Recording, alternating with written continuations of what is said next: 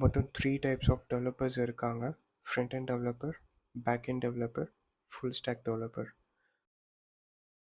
Front end developer அவங்கள UI developer அப்படின்னும் சொல்வோம். எதெல்லாம் நீங்கள் விஷுவலாக பார்க்குறீங்களோ அது எல்லாமே யூஐ டெவலப்பர் டிசைன் பண்ணது வெப்சைட்டில். அந்த வெப்பேஜில் ஒரு அப்ளை பட்டன் இல்லை ஒரு சப்மிட் பட்டன் கிளிக் பண்ண உடனே பேக்ரவுண்டில் நடக்கிற ப்ராசஸ் இதெல்லாம் நம்மளால் பார்க்க முடியலையோ, லைக் டேட்டா ஃபெச் பண்ணுறதா இருக்கட்டும், எஸ்கியூஎல் குவரிஸ் ரன் பண்ணுறதா இருக்கட்டும், இது எல்லாமே பேக்எண்ட் டெவலப்பர் டெவலப் பண்ணுறது.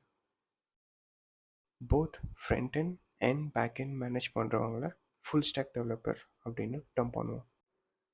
வேர் are we now? Starting today HTML, CSS என்ன வேல்யூ நான் ப்ரொவைட் பண்ண போகிறேன் இந்த கம்யூனிட்டிக்கு இந்த சேனல் மூலமாக அப்படின்றத ஷேர் பண்ணணும்னு நினைக்கிறேன். ஸோ இன்னைக்கு I started posting HTML content, but for sure CSS, advanced CSS, JavaScript and advanced JavaScript, React, ஏன் ஸ்பெசிஃபிக்காக React அப்படிங்கிறதும் மென்ஷன் பண்ணுறேன். At last ஒரு intermediate developer within ஒரு 6 months of periodல you'll be able to understand how things works in website development. Even though நீங்கள் ஒரு வேறு different fieldல இருந்தாலும் I hope you will be able to cope up. So please do follow and please do support and please like my effort. Will reach so many people like you. As you grow, I'll also grow together. Before jumping into HTML, ஒரு website எப்படி work ஆகுது அப்படிங்கிறத புரிஞ்சுக்கலாம். So client server அப்படின்னு 2 விஷயம் இருக்குது. Client இது நம்மளோட லோக்கல் கம்ப்யூட்டர் அண்ட் அதர் எண்டில் இருக்க ஒரு ஸ்டோரேஜ் கம்ப்யூட்டராக சர்வர் அப்படின்னு இமேஜின் பண்ணிக்கோங்க. அண்ட் கிளைண்ட்ல இருந்து சர்வருக்கு கம்யூனிகேட் பண்ணுறதுக்கு ஒரு ப்ரோட்டோகால் யூஸ் பண்ணுறோம். அது பேர் தான் ஹெச்டிடிபி அப்படிங்கிற ப்ரோட்டோகால். ஹெச்டிடிபியோட ஃபுல் ஃபார்ம் என்ன அப்படின்னா ஹைப்பர்டெக்ஸ்ட் ட்ரான்ஸ்ஃபர் ப்ரோட்டோகால். ஸோ கிளைண்ட்லேருந்து சர்வருக்கு ஒரு ஹெச்டிடிபி ரெக்வெஸ்ட்டை சென்ட் பண்ணுவோம் அண்ட் இன் ரிட்டன் சர்வர்லேருந்து நமக்கு ஒரு ஹெச்டிடிபி ரெஸ்பான்ஸ் கிடைக்கும். ஹெச்டிடிபி ரெக்வெஸ்ட்டில் என்ன பாஸ் பண்ணுறோம் அண்ட் ரெஸ்பான்ஸில் நமக்கு என்ன கிடைக்கிது அப்படிங்கிறத பார்ப்போம். ஸோ ஹெச்டிடிபி ரெக்வெஸ்ட்டில் ஃபார் இன்ஸ்டன்ஸ் என்கிட்ட ஒரு வெப்சைட் இருக்குது, www.cvadreams.com அப்படின்னு ஒரு வெப்சைட் இருக்குது. அந்த டொமைன் நேமுக்கு ஒரு ஐபி அட்ரஸ் இருக்கும். இப்போ எப்படி நம்மளோட கம்ப்யூட்டருக்கு ஒரு யூனிக் ஐபி அட்ரஸ் இருக்கோ அதே மாதிரி ஒரு டொமைன் நேம்ஸ்க்கும் ஒரு ஐபி அட்ரஸ் இருக்குது. ஸோ அந்த ஐபி அட்ரஸை சர்வரில் செக் பண்ணி அந்த ஃபைலை எனக்கு ரெஸ்பான்ஸில் சென்ட் பண்ணும். ஸோ இன் ரிட்டன் எனக்கு ரெஸ்பான்ஸில் என்ன டைப்பில் கிடைக்கும் அப்படின்னா text/HTML கிடைக்குது. ஸோ இங்கே தான் HTML ப்ளே ஆகுது. HTML அப்படின்னா என்ன? Hyper text markup language. So நமக்கு கிடைக்கிறது ஒரு டெக்ஸ்ட் ப்ளஸ் ஒரு மார்க்அப் கண்டென்ட். இதை ப்ரௌசர் எப்படி புரிஞ்சுக்கிட்டு ரெண்டர் பண்ணுது அப்படிங்கிறத நெக்ஸ்ட் பார்ப்போம். ஒன்ஸ் ஹெச்டிடிபி ரெஸ்பான்ஸ் ப்ரௌசருக்கு கிடைச்ச உடனே ப்ரௌசர் இன்ஜின் அதை இன்டர்செப்ட் பண்ணி ஹெச்டிடிபி ரெஸ்பான்ஸை டாப் டு பாட்டம் ரீட் பண்ணும்.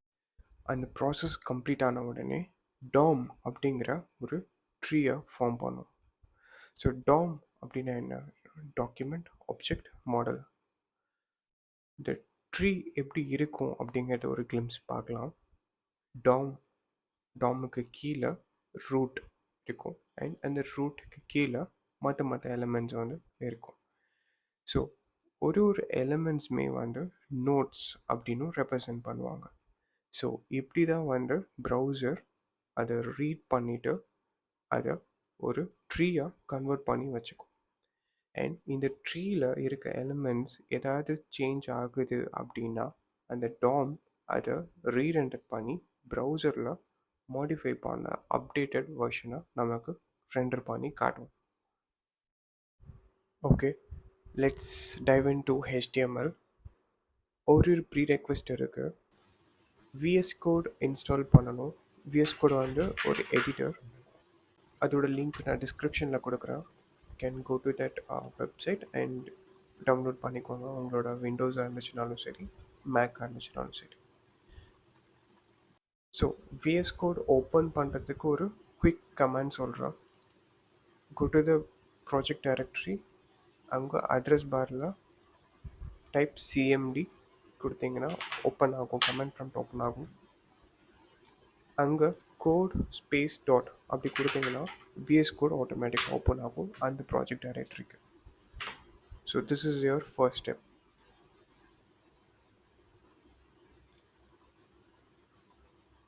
So let's begin. இங்கே இருக்க first create new file icon click பண்ணிக்கோங்க. First website dot HTML. So இந்த பேர் தான் கொடுக்க போகிறேன். HTML அப்படிங்கிறது வந்து எக்ஸ்டென்ஷன். இந்த எக்ஸ்டென்ஷன் இருந்துச்சுன்னா மட்டும்தான் ப்ரௌசர் வந்து ரீட் பண்ணும் இது வந்து ஒரு HTML ஃபைல் அப்படிங்கிறத புரிஞ்சுக்கிட்டு. நீங்கள் என்ன நேம் வேணாலும் கொடுத்துக்கலாம். But I am going to give first website dot HTML. And first இன்னைக்கு எசென்ஷியல் டேக்ஸ் அதுதான் பார்க்க போகிறோம். எல்லா HTML ஃபைல்ஸும் இந்த எசென்ஷியல் டேக்ஸ் இல்லாமல் இருக்கவே இருக்காது. ஸோ அது என்னென்ன எசென்ஷியல் டேக்ஸ் அது பார்க்கலாம். ஃபர்ஸ்ட் லைனில் டாக் டைப் அப்படிங்கிறத டிஃபைன் பண்ணுவோம். இது ரொம்ப மேண்டேட்ரி. எல்லா ப்ரௌசரும் ஃபர்ஸ்ட் லைனில் டாக் டைப் மென்ஷன் ஆகிருக்கா, ஸ்பெசிஃபிக் ஆகிருக்கான்றதை செக் பண்ணுவோம். ஏன் அப்படின்னா இந்த டாக் டைப்புங்கிறது எந்த வெர்ஷன் ஆஃப் HTML நம்ம யூஸ் பண்ணுறோன்றத டினோட் பண்ணுறதுக்கு. ஸோ தட் ப்ரௌசர் அது புரிஞ்சுக்கிட்டு அதுக்கேற்ற மாதிரியான HTML டேக்ஸை ரெண்டர் பண்ணி காட்டும் வெப்சைட்டில். ஸோ டாக் டைப் HTML இது வந்து நம்ம HTML5 ரீசெண்ட் வெர்ஷனில் நீங்கள் டாக் டைப் HTML கொடுத்தா போதும். ஓல்டர் வெர்ஷன்ஸில் இங்கே டாக் டைப்பில் லெங்க்தியாக ஒரு கோட் போகும். But since we are using HTML5 நீங்கள் ஜஸ்ட் சிம்பிளாக டாக் டைப் HTML அப்படின்னு மென்ஷன் பண்ணால் போதும். நெக்ஸ்ட் டேகு நம்ம இது வந்து HTML கோட் ஸ்னிப்பெட் எழுதுறதுனால HTML-குள்ளே ரேப் பண்ணணும். ஸோ நான் வந்து ஒரு ஓப்பனிங் டேக் வந்து இங்கே ஓப்பன் பண்ணிக்கிறேன் HTML அப்படின்னு. அண்ட் இதோட க்ளோசிங் டேக் இருக்கணும். ஸோ க்ளோசிங் டேக் எப்பயுமே பேக்ஸ்லாஷ் அதோட டேக்கோட பேர், அந்த எலிமெண்ட்டோட பேர் HTML. ஸோ இந்த HTML-குள்ளே எனக்கு ரெண்டு சீக்வன்சஸ் இருக்கும். First sequence head. ஹெட்டுக்கும் ஓப்பன் டேக் க்ளோஸ் டேக் இருக்குது. பேக்ஸ்லாஷ் ஹெட் கொடுத்தோன்னா closing tag. And body. And இதுக்கும் closing tag slash body.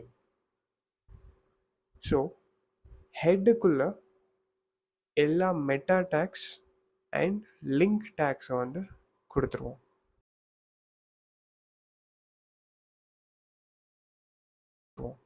All the necessity என்னென்ன தேவையோ அந்த HTML சைட்டுக்கு அது எல்லாமே ஹெட்டில் போயிடும்.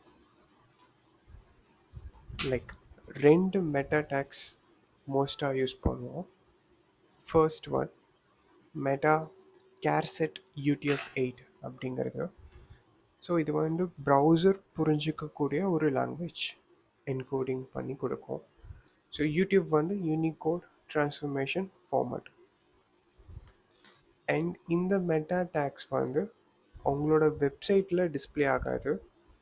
வேறஸ் ப்ரௌசர் வந்து புரிஞ்சுக்கும், அது பார்ஸ் பண்ணி அதோட நீங்கள் என்ன இன்ஃபர்மேஷன் நீங்கள் கொடுத்துருக்கீங்கன்றதை புரிஞ்சுக்கும்.